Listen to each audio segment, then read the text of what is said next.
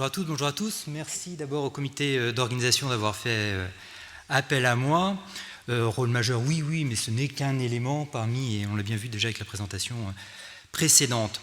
Alors, son rôle est important, on va parler de son rôle, mais je vais surtout insister sur quelques éléments pour mieux comprendre finalement l'imagerie dans ce contexte des infections cérébro-méningées. Je n'ai pas de conflit d'intérêt. Voilà, hein, l'objectif c'est ça, c'est vous donner les clés de compréhension des différentes séquences d'IRM en particulier dans ce contexte-là. Parce que oui, l'imagerie du système nerveux, c'est d'abord et essentiellement l'IRM. Pourquoi c'est l'IRM? Parce qu'on va avoir une imagerie multiparamétrique, on va avoir plein d'éléments, plein de séquences qui nous permettent d'analyser, d'avoir des éléments sémiologiques qu'on va combiner. L'IRM, c'est aussi une super technique d'imagerie parce qu'on va à la fois pouvoir avoir cette imagerie morphologique, mais aussi cette imagerie structurelle. Finalement, quand on parle de diffusion, on va en parler tout à l'heure, on fait de l'imagerie structurelle des tissus. On peut faire de l'imagerie fonctionnelle, comme de la perfusion cérébrale, et on peut même faire de l'imagerie métabolique avec la spectro-IRM. Mais bon, vous le savez bien, il y a aussi un grand nombre de contraintes, en particulier dans ce contexte de patients hospitalisés en réanimation. L'IRM n'est quand même pas toujours facile d'accès en termes de disponibilité. Il y a toutes ces contraintes liées au champ magnétique très intense et donc au matériel qui doit être IRM compatible. C'est des examens qui sont longs, des patients qui sont compliqués à installer dans cet environnement-là. L'IRM est parfois un petit peu éloigné des services. On sait bien que c'est compliqué de réaliser aussi une IRM dans ce contexte-là. Il ne faut pas oublier quand même le rôle du scanner crânien dans ce contexte infectieux. Et puis exceptionnellement, je vous en parle, je vous montrerai un exemple tout à la fin, l'artériographie cérébrale. Alors j'ai deux casquettes, je suis à la fois neuroradiologue diagnostique et neuroradiologue interventionnel, donc voilà, je vous montrerai quand même une image ou deux d'artériographie cérébrale, même si ça reste effectivement exceptionnel dans ce contexte. Alors dans la méningite, effectivement l'imagerie, est-ce qu'elle a un rôle, méningite simple?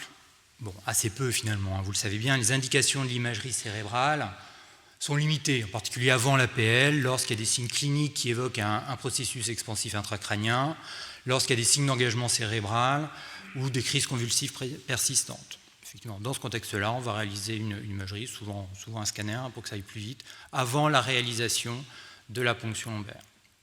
En dehors de ces signes-là, le scanner ou l'IRM, qu'on va faire avec injection de produit de contraste, et ça c'est important finalement, peu importe la suspicion d'infection, de type d'infection cérébrale, le bilan d'imagerie devra comporter des séquences avec injection, soit de produit de contraste iodé en scanner, soit de produit de contraste à base de gadolinium en IRM.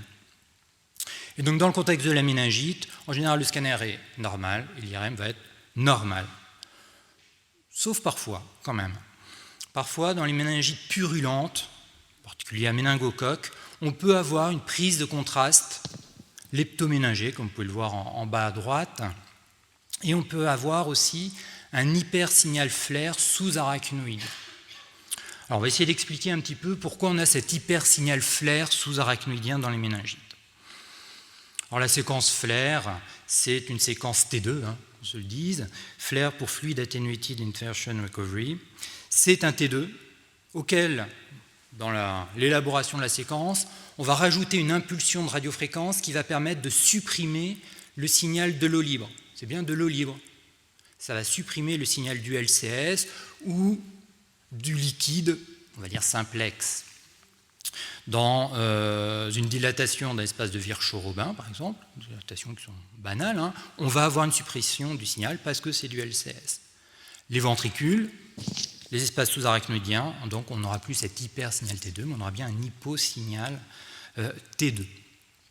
Vous le savez, le flair et le T2, c'est un peu notre séquence de base, pour détecter les anomalies qui s'accompagnent d'une surcharge hydrique au niveau du parenchyme, ou d'une gliose, quand on est plus sur le versant cicatriciel, et pour détecter aussi les anomalies franches, et bien franches, de composition du LCS.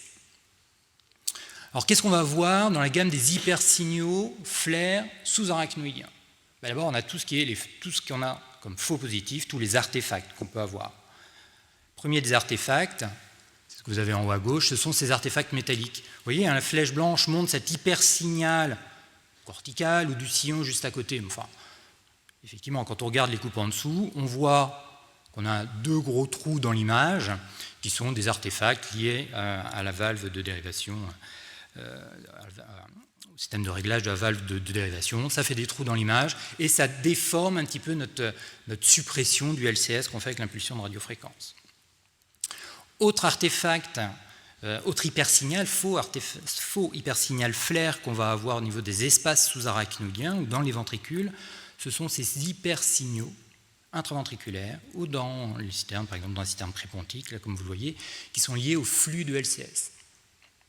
Vous savez bien, nos séquences sont pondérées dans une des pondérations. Une séquence pondérée flair, elle est un petit peu pondérée T1 aussi, elle est pondérée aussi en flux. Dans nos images, finalement, se mélange toujours un petit peu de T1, de T2, d'imagerie de flux et de la densité protonique. Et en 2D flair, sur les flaires 2D, ces séquences sont particulièrement sensibles au flux pulsatile de LCS. Et donc ça se présente sous la forme d'hypersignal dans ces espaces sous-arachnoïdiens et dans les ventricules.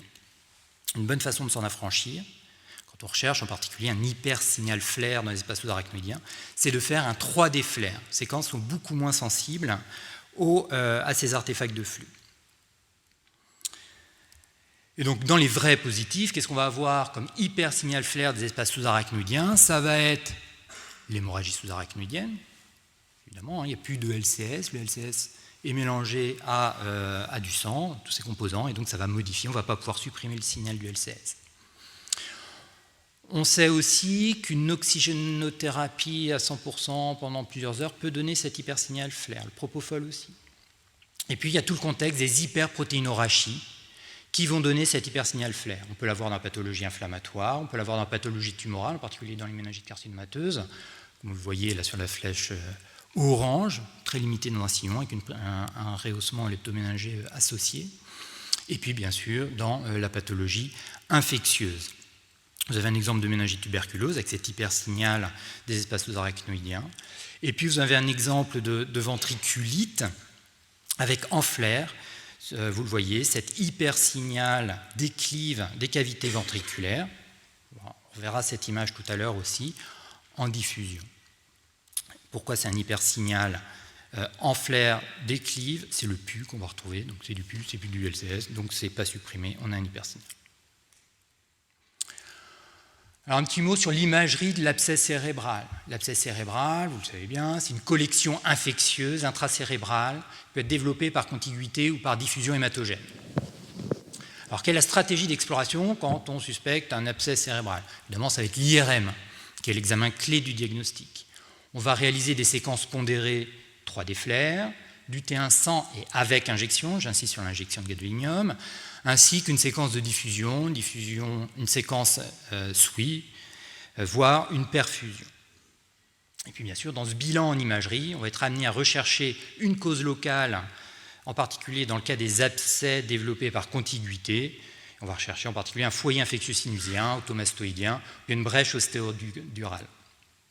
Et donc bien, c'est là où le scanner, quand même, a son intérêt. On peut même être amené à réaliser un scanner supplémentaire pour rechercher ce foyer, on va dire ORL, avec éventuellement une brèche osseuse associée. Là où j'ai mis un exemple d'encéphalite présupurative, avec une séquence de scanner injecté, une séquence de diffusion avec l'hypersignal. Le T1 GADO, cette IRM a été réalisée après une évacuation d'un ampième. Il persiste cette prise de contraste méningée. Et si on fait attention sur l'IRM, on voit qu'au niveau du sinus frontal, on a une prise de contraste. On a une prise de contraste au niveau du sinus frontal, ici, là. Et quand on fait le scanner, on voit le comblement du sinus ethmoïdal, des sinus frontaux. On voit cette calcification intra-sinusienne frontale gauche, très évocatrice d'une aspergillose, une infection aspergillaire chronique à ce niveau-là, avec probablement une surinfection. Et là, je suis pas si on distingue éventuellement la minime brèche osseuse associée qui a probablement favorisé ce développement infectieux de contiguïté. Alors, cet abcès cérébral, c'est une lésion intraparenchymateuse en cocarde qui va avoir un effet de masse sur les sillons, sur les ventricules, avec un édème périlésionnel, hypersignal flair, qui va s'étendre tout autour, qui va respecter le cortex, on parle d'édème en doigt de gant, et après injection, on va avoir une paroi qui va se rehausser fortement, en général sur toute la périphérie, c'est un rehaussement, l'épaisseur est assez fin en général quand même, en tout cas dans les abcès apiogènes habituels, et on va avoir un centre nécrotique liquidien, qui n'est pas du L16, vous voyez sur le flair, hein, cet hypersignal à l'intérieur, mais c'est bien liquidien, et ce centre ne se rehausse pas après injection de gadolinium. En fait, quand on a cette lésion-là, on va pour évoquer un certain nombre de lésions, et ça va être aussi toute la démarche hein, de diagnostic différentiel, d'éliminer le diagnostic différentiel. Bon, il y a cet acronyme là, Magic Doctor, avec les étiologies des lésions en cocarde, les métastases, les abcès, les tumeurs gliales primitives, principalement des glioblastomes, des lésions ischémiques, on peut avoir des rehaussements, parfois vous le savez bien, corticales, les lésions de contusion un peu avancées, les lésions d'émyélinisation et des aspects qu'on peut avoir aussi après radiothérapie. Alors, quelles sont les séquences IRM qui vont être utiles pour notre diagnostic, pour cette démarche hein, d'éliminer le diagnostic différentiel? Ça va être la diffusion, ça va être la perfusion, ça va être le T2 étoile ou la SWI et éventuellement la spectro-IRM. Alors, juste un petit rappel sur l'IRM de diffusion. Je vous rappelle que quand on fait de l'imagerie de diffusion, on va s'intéresser au mouvement brownien, mouvement moléculaire de l'eau libre qui est situé, alors pour faire très schématique, hein, on va s'intéresser au mouvement de l'eau libre, de l'eau du tissu interstitiel. On fait très simple en disant ça. Et donc c'est ces déplacements aléatoires qu'on va étudier. Soit on s'intéresse aux mouvements globaux de ces molécules d'eau dans notre voxel, dans notre volume élémentaire de l'image, soit on va s'intéresser à la direction préférentielle de ces mouvements. Ça, c'est ce qu'on appelle l'imagerie de tenseur en diffusion. Mais bon, là, je ne vous en parlerai pas aujourd'hui. On va s'intéresser à l'imagerie de diffusion standard, hein, ce qu'on appelle DWI, pour l'imagerie pondérée en diffusion. Alors, comment ça marche, la diffusion? On part, là encore, d'un T2.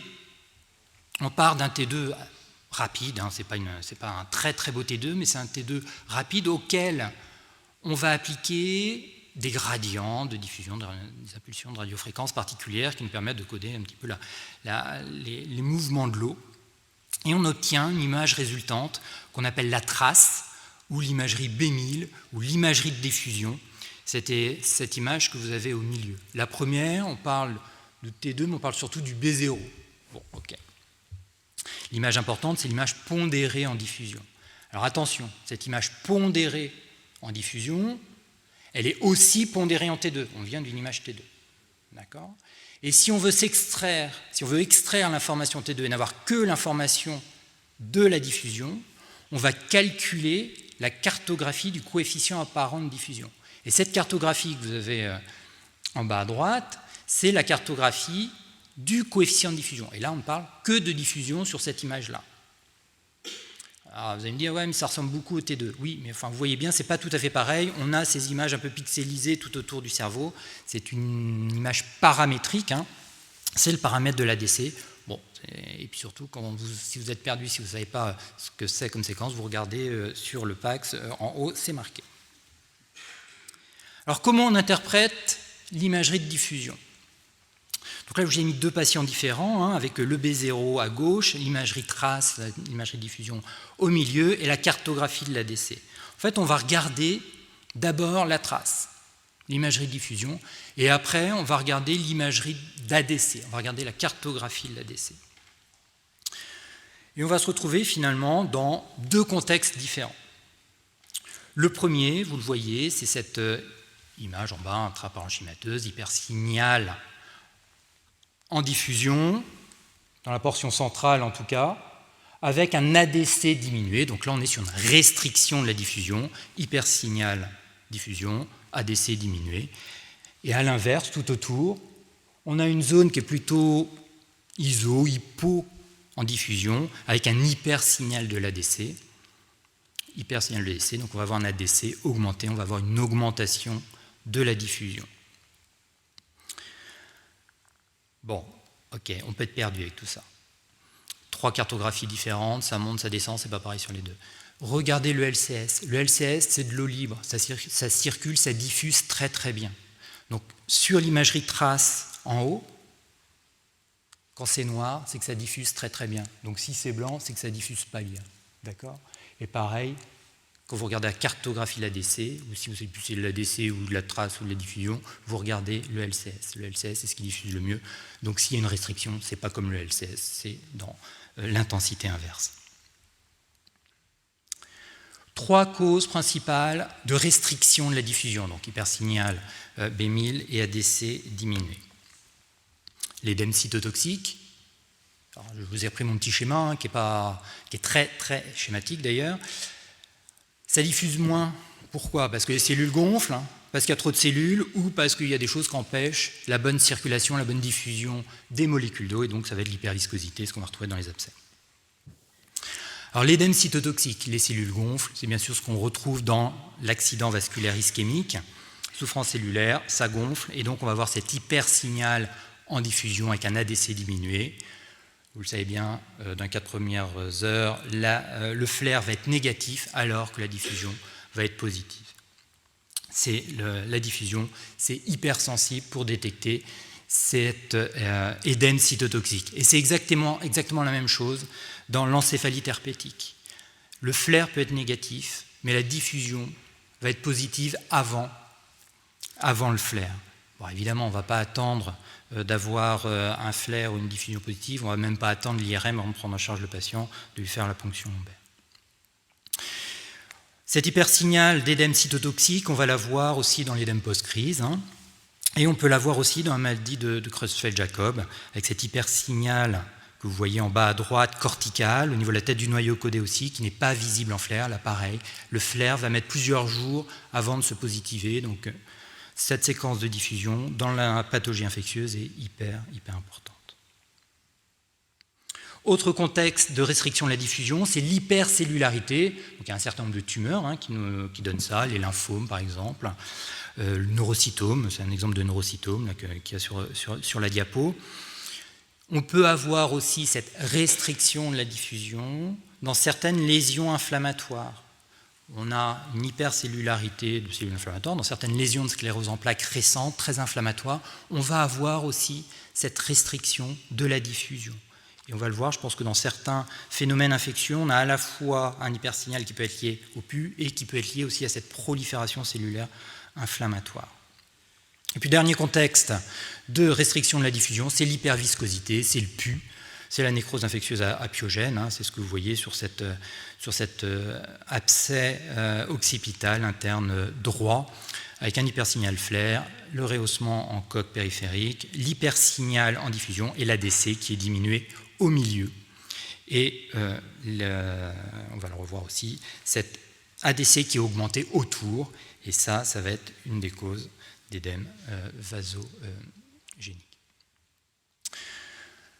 Cette restriction de la diffusion, je vous reprends l'exemple de la ventriculite de tout à l'heure. Hypersignal flair parce que c'est du PU, hypersignal en diffusion déclive dans les ventricules parce que c'est du PU, ça diffuse pas bien, et donc on retrouve cet ADC diminué. C'est la même chose dans les ampièmes. On peut avoir nos ampièmes apiogènes. Cet hypersignal en diffusion, ça peut nous aider. Mais attention, la diffusion peut être complètement modifiée en cas de remaniement hémorragique.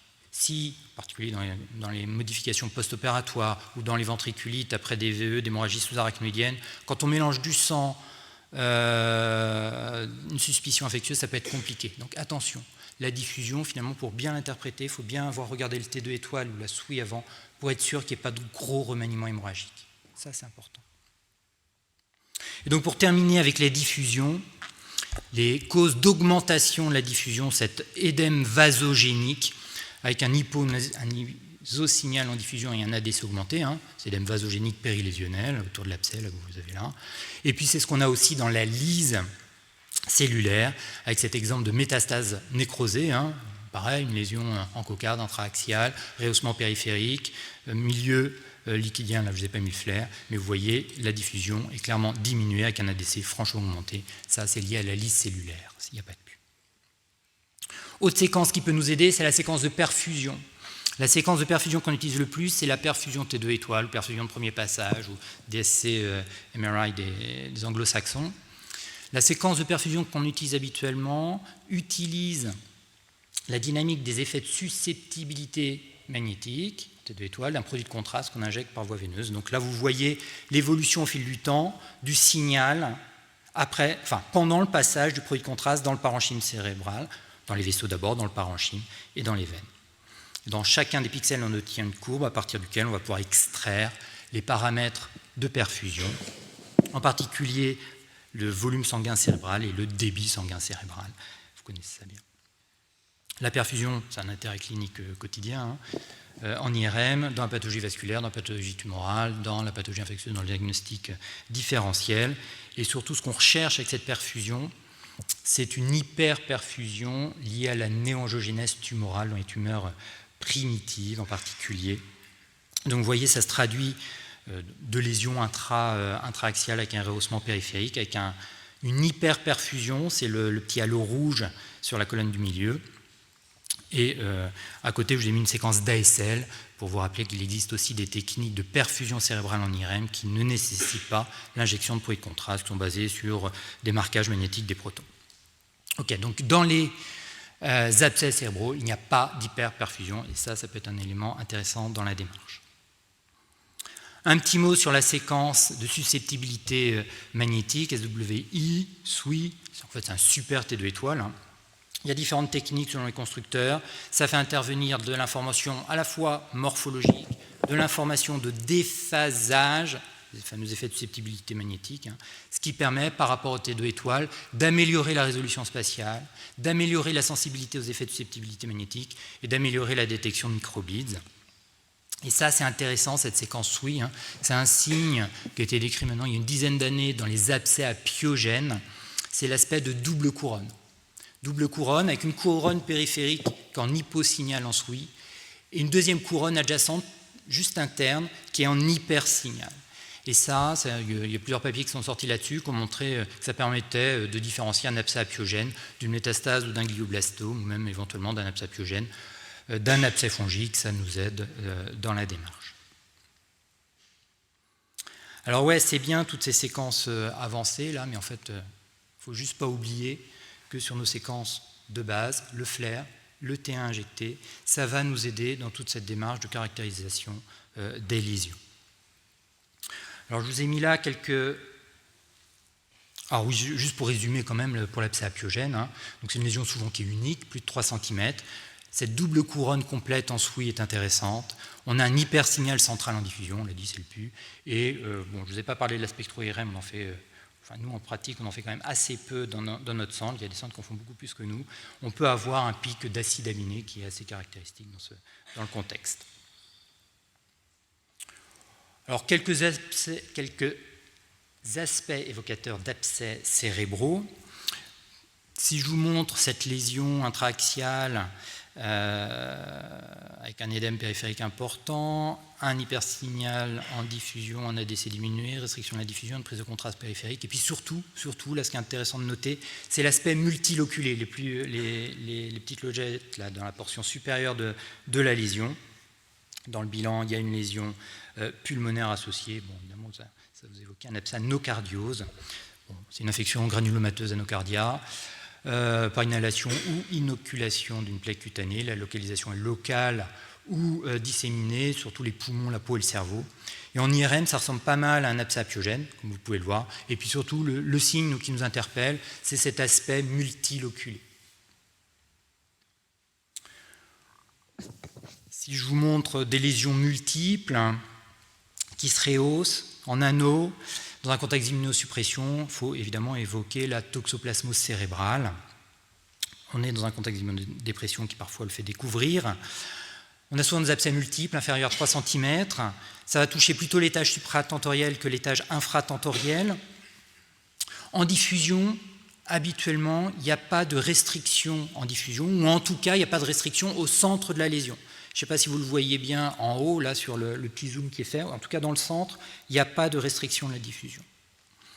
Et en GADO, après injection, on a un aspect, bon, bien sûr, de rehaussement périphérique, et puis on a un rehaussement, ce que les anglo-saxons appellent le signe de la cible excentrée. On a comme une sorte de petit bourgeon qui se rehausse sur la partie latérale au contact de cet anneau périphérique.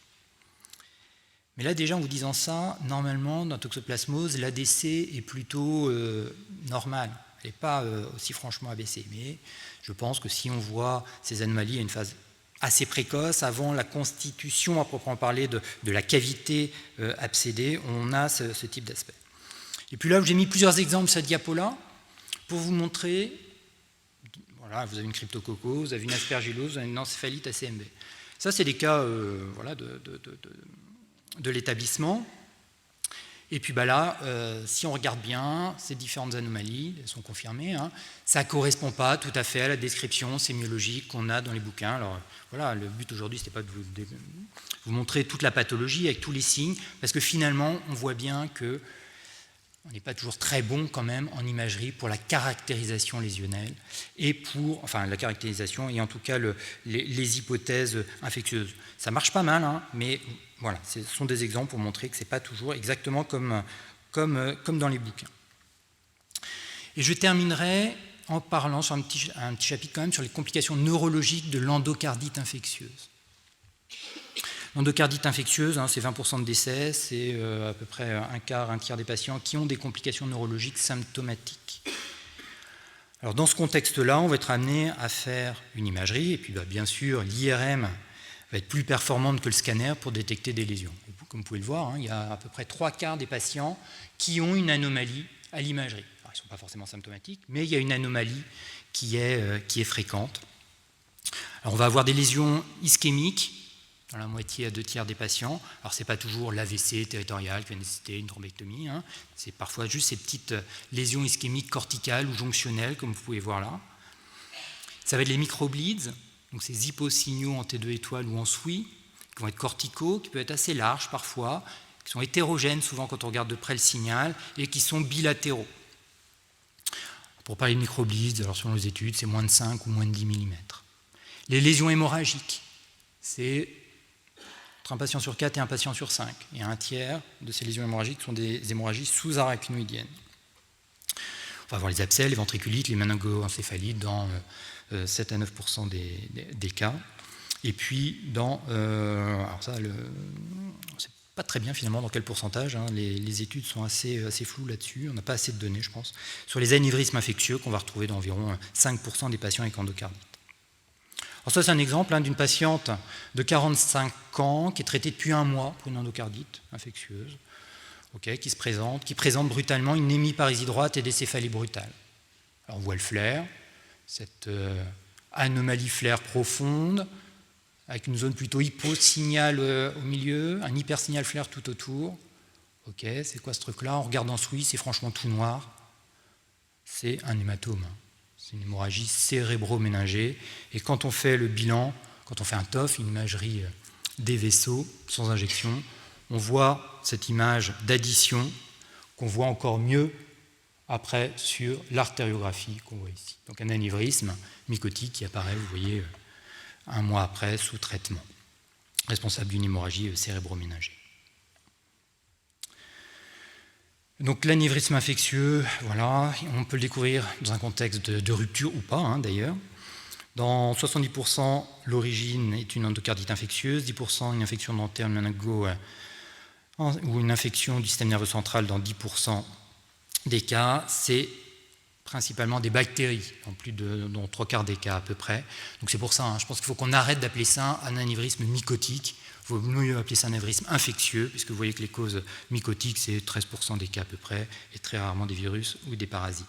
Ce sont des anévrismes qui touchent plutôt à la circulation antérieure, donc le territoire carotidien, avec une grande majorité de ces anévrismes qui sont distaux, qui sont au-delà du segment M2, M3, qui sont vraiment très, très distaux. Ils peuvent être multiples dans 20% des cas, fusiformes, là c'est pas la poche, hein, c'est pas le joli sac, mais c'est une déformation de cette artère-là, dans la moitié des cas à peu près. Et c'est bon. Et alors sur les méta-analyses qui a pris tous les dossiers, toutes les études sur 60 ans, Les anévrismes sont assez gros, puisque plus de la moitié faisait 5 mm, mais en fait, quand on regarde les séries récentes, la plupart de ces anévrismes, parce qu'on les cherche mieux, parce qu'on les cherche plus, parce qu'on a une meilleure technique pour les chercher, dans plus de 94% des cas, ils font moins de 5 mm. Alors, ils se présentent comment? On va les détecter en IRM avec les séquences qu'on a déjà évoquées tout à l'heure. Ça marche pas mal l'IRM. L'angioscanner est assez sensible sur les gros anévrismes, mais c'est bien sûr l'artériographie qui reste l'examen le plus sensible.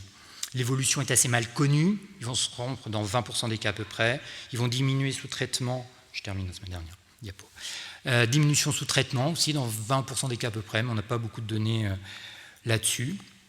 Et là, c'est un exemple d'hémorragie à nouveau cérébro-méningée, 8 ans après une endocardite traitée, où effectivement, on a bien un anévrisme distal, sur le segment P2, P3 même, qu'on a traité en urgence par embolisation.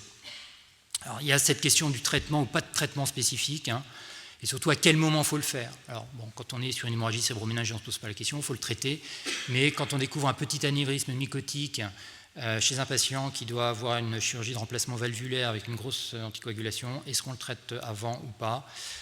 Bon, on a envie de dire oui, mais il n'y a pas vraiment de recommandation là-dessus. Et bien sûr, la neurochirurgie a toute sa place aussi dans le traitement de ces anévrismes. Voilà, j'ai essayé de vous parler un petit peu de l'imagerie, de vous montrer que l'imagerie finalement a aussi pas mal de limites. C'est un des éléments de toute la démarche diagnostique et de prise en charge de ces patients-là. Bon, une image, un diagnostic, ça marche bien dans les cours, ça marche assez pas terrible dans la vraie vie. Donc évidemment, on ne fait pas de diagnostic étiologique de certitude, mais bien sûr, l'imagerie a quand même un intérêt pour l'orientation diagnostique et le guidage d'un éventuel prélèvement neurochirurgical. Ça a un intérêt pour l'évaluation de la gravité des complications et ça a un intérêt aussi dans le suivi des patients. J'ai essayé de vous montrer, pour que vous connaissiez un petit peu l'apport, les limites des différentes techniques utilisées, mais surtout le message, mais qui a déjà été évoqué un petit peu tout à l'heure, c'est de ne pas hésiter. Voilà, pour vous faire expliquer les images, pour demander quel type de séquence il faut faire, quel type d'examen il faut faire. Parlez avec vos radiologues, avec vos neuroradiologues, échanger avec eux. Et puis c'est vrai qu'on a la chance en Bretagne d'avoir le CREBEN. Le CREBEN, c'est le centre régional breton d'expertise neuroradiologique, ce qui permet à des praticiens des différents établissements bretons d'envoyer leur dossier pour avoir un avis neuroradiologique. Alors, je sais bien que ça existe aussi dans d'autres régions, mais voilà, on est là aussi pour discuter avec vous des images, essayer de vous aider à les comprendre. Et puis, cet échange est aussi important pour nous, pour mieux comprendre nos images et mieux avancer dans la démarche diagnostique. Je vous remercie de votre attention.